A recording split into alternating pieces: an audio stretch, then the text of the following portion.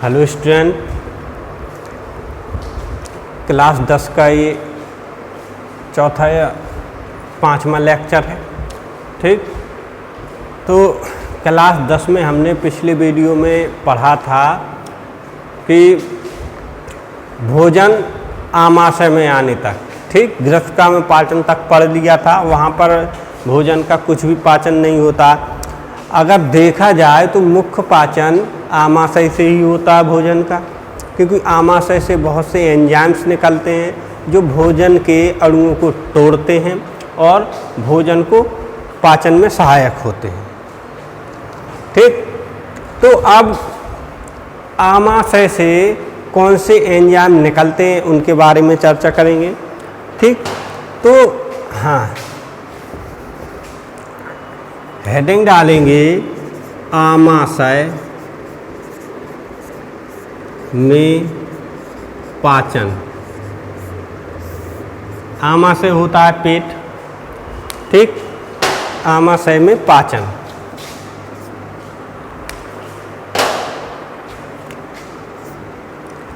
ठीक, तो आमाशय में जठर ग्रंथियां होती हैं जिनसे जठर रस का स्रावन होता है। तो आमाशय में कौन सी ग्रंथियां होती हैं? जठर ग्रंथियां। साफ साफ लिख दें।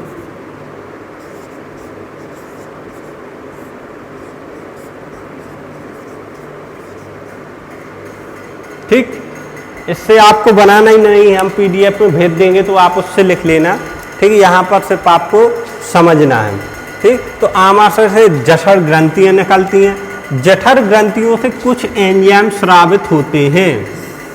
ठीक, अब जठर ग्रंथियों से कौन कौन से एंजाइम स्रावित होते हैं? नंबर 1 पेप्सिन,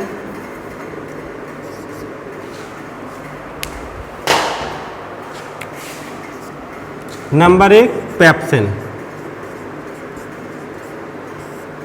ठीक, नंबर 2 हाइड्रोक्लोरिक अम्ल,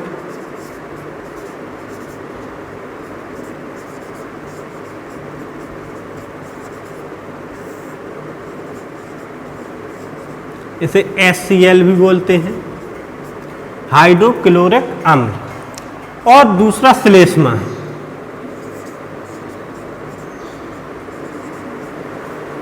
ठीक, 3 प्रकार के एंजाइम स्रावित होते हैं, एक तो पेप्सिन, दूसरा HCl अम्ल, तो तीसरा श्लेष्मा। ठीक, अब इनके अपने अलग अलग कार्य होते हैं कि ये एंजाइम जब निकलते हैं तो भोजन में क्या परिवर्तन लाते हैं। सबसे पहले पेप्सिन। पेप्सिन जो एंजाइम निकलता है प्रोटीन का क्या करता है? पाचन करता है।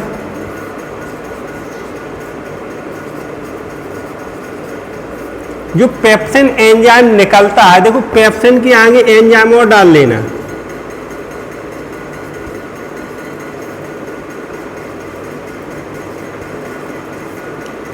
ठीक, जो पेप्सिन एंजाइम निकलता है, अब जो भोजन आमाशय में आता है उसमें पेप्सिन जब मिलता है तो भोजन में जो प्रोटीन युक्त चीजें हमने खाई हैं या भोजन में जो भी प्रोटीन है, तो ये पेप्सिन एंजाइम प्रोटीन का पाचन करता है। ठीक, जब पाचन करेगा तो जितना प्रोटीन एब्जॉर्ब करेगा वो हमारे शरीर को दे देगा, बाकी जो वर्ज्य पदार्थ होते हैं उनको वहीं पर छोड़ देता है।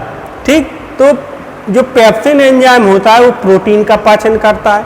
और जो हाइड्रोक्लोरिक अम्ल होता है उसका सिर्फ एक ही कार्य होता है कि जो भोजन का माध्यम है उसे अम्लीय बनाना।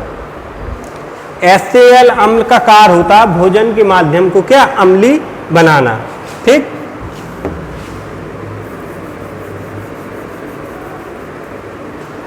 हाइड्रोक्लोरिक अम्ल का क्या कार्य क्या होता है? भोजन के माध्यम को अम्लीय बनाना। ठीक, तथा प्रोटीन के पाचन में सहायता करना। मतलब HCl अम्ल जो होता है उसका कार्य होता है भोजन के माध्यम को अम्लीय बनाना और प्रोटीन का जो पाचन होता है उसके पाचन में सहायता करना। HCl अम्ल का सिर्फ इतना ही कार्य होता है। इसके बाद आती है श्लेष्मा। श्लेष्मा का कार्य होता है कि जो आमाशय की दीवारें होती हैं या स्तर होता है उसकी अम्ल से रक्षा करना। ये आंतरिक स्तर में सभी तरफ फैल जाती है। आमाशय के आंतरिक स्तर की HCl से रक्षा करना, मतलब जो आमाशय का आंतरिक स्तर होता है जब HCl अम्ल निकलता है, क्योंकि अम्ल है, एसिड है, अगर श्लेष्मा नहीं होती तो हमारे जो आमाशय की दीवारें होती हैं वो क्या जल जाती। इसलिए जो श्लेष्मा होता है वो HCl अम्ल से रक्षा करता है हमारे आमाशय की। ठीक, तो आमाशय श्लेष्मा का मुख्य कार्य होता है जो आमाशय की आंतरिक स्तर होता है उसकी HCl अम्ल से रक्षा करना होता है। ठीक, तो आमाशय में सिर्फ भोजन का इतना ही पाचन होता है। अब अगला भोजन भेज दिया जाता है आगे की ओर। ठीक, छोटी आंत में। अब छोटी आंत में क्या क्या परिवर्तन होते हैं, कौन कौन से एंजाइम मिलते हैं भोजन में। ठीक, अब आया छोटी आंत में पाचन।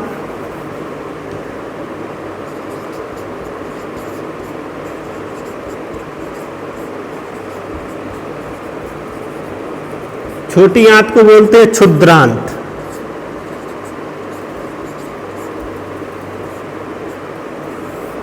ठीक, तो छोटी आंत से आंतरी रस निकलता है। ठीक, आंतरी रस में बहुत से एंजाइम होते हैं।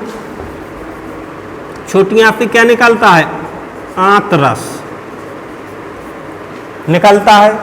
ठीक, आंत रस से विभिन्न प्रकार के एंजाइम निकलते हैं।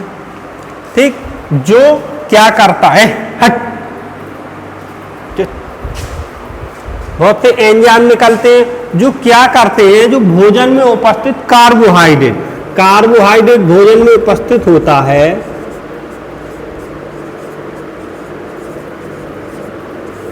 कार्बोहाइड्रेट को काय में बदलते हैं, ग्लूकोज में।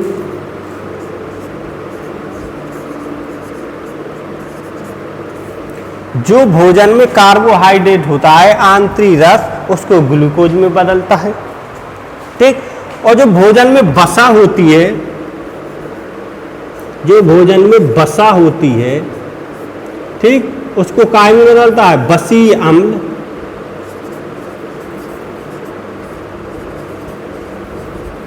या ग्लिसरॉल।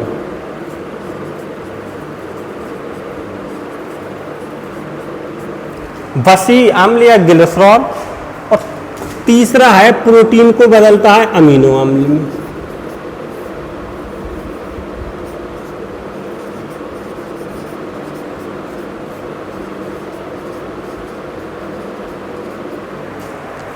ठीक, तो देखो आंत से निकलता है आंतरी रस या आंतरस। आंतरस क्या होता है, कार्बोहाइड्रेट को ग्लूकोज में परिवर्तित कर देता है, वसा को वसीय अम्ल में परिवर्तित कर देता है और प्रोटीन को अमीनो अम्ल में बदल देता है। ठीक, अब जो छोटी आंत में इतनी ही आंतरी रस ही निकलता है जो भोजन की कार्बोहाइड्रेट को ग्लूकोज में बदलता है, वसा को वसीय अम्ल में बदलता है और प्रोटीन को एमिनो अम्ल में बदल देता है। अब इसके बाद भोजन में आग्नेयाशयी रस मिलता है, नहीं, यकृत से पित्त रस मिलता है। ठीक, यकृत जो होता है वहां से क्या होता है, पित्त रस निकलता है। जब यकृत से क्या निकलता है, पित्त रस,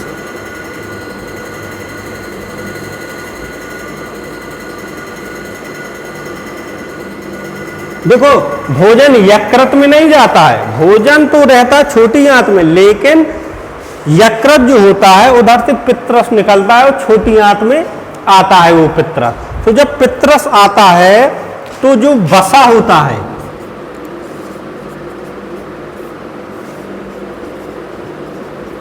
भोजन में उपस्थित जो वसा की बड़ी बड़ी छोटी छोटी गोलकाएं होती हैं, नहीं, जो वसा होता है जो पित्रस निकलता है जब भोजन में मिलता है तो वसा की जो छोटी छोटी गोलकाएं होती, बड़ी बड़ी गोलकाएं होती हैं, उनको छोटी छोटी गोलकाओं में बदलता है।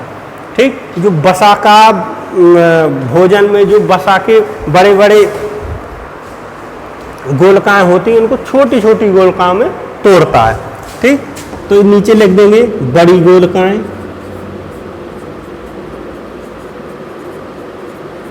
काय में तोड़ता है, छोटी गोलकाओं में।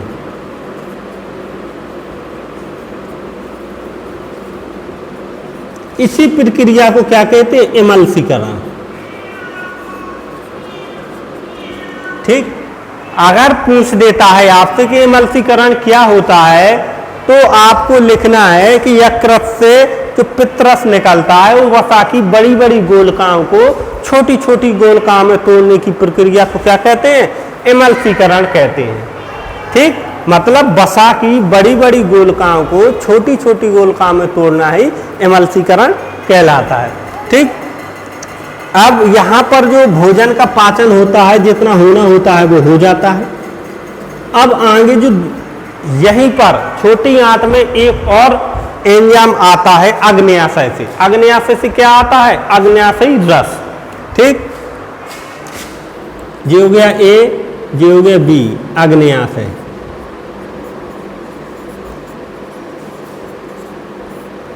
अग्न्याशय से क्या निकलता है, अग्न्याशयी रस। अग्न्याशय से क्या निकला, अग्न्याशयी रस। अब यहाँ पर अग्न्याशयी रस में 3 प्रकार के एंजाइम होते हैं। कौन कौन से एंजाइम होते हैं, सबसे एक होता है एमिलेज एंजाइम,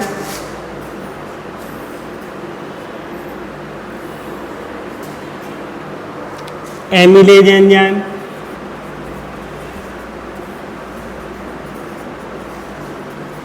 ठीक, दूसरा होता है ट्रिप्सिन,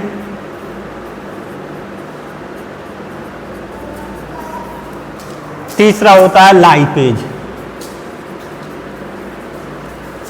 ठीक, तो अग्न्याशय से इतने प्रकार 3 प्रकार के एंजाइम निकलते हैं।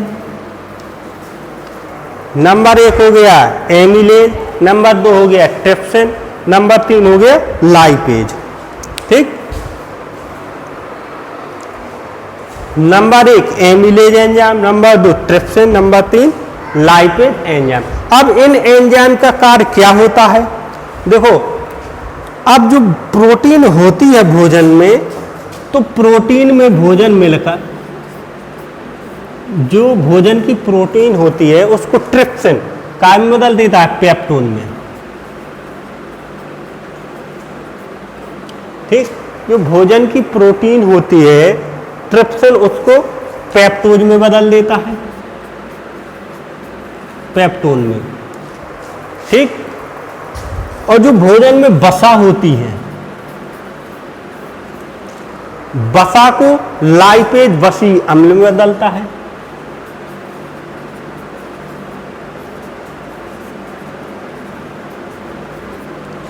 वसी अम्ल में बदलता है। और जो स्टार्च होती है, स्टार्च को एमिलेज एंजाइम काय में बदल देता है, ग्लूकोज में बदल देता है। जो स्टार्च होती है उसको एमिलेज,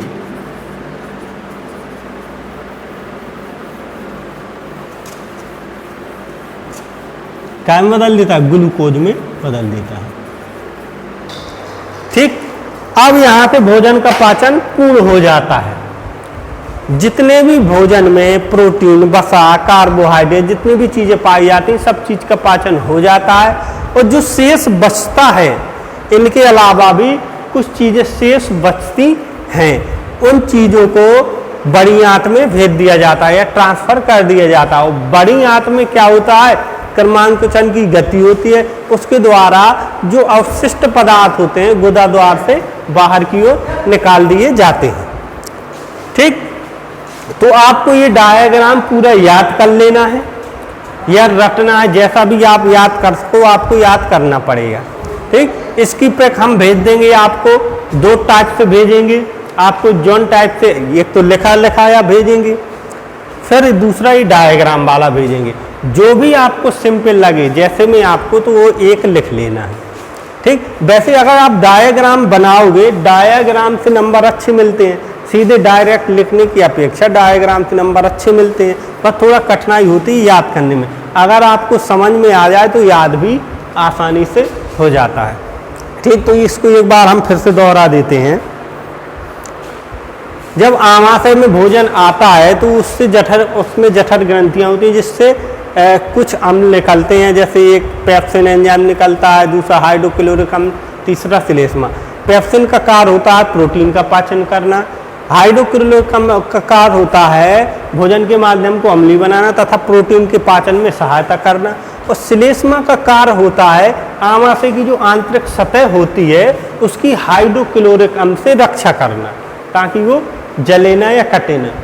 ठीक, अब इसके बाद छोटी आंत में क्या क्या पाचन होता है, तो छोटी आंत से निकलते हैं आंतरी रस।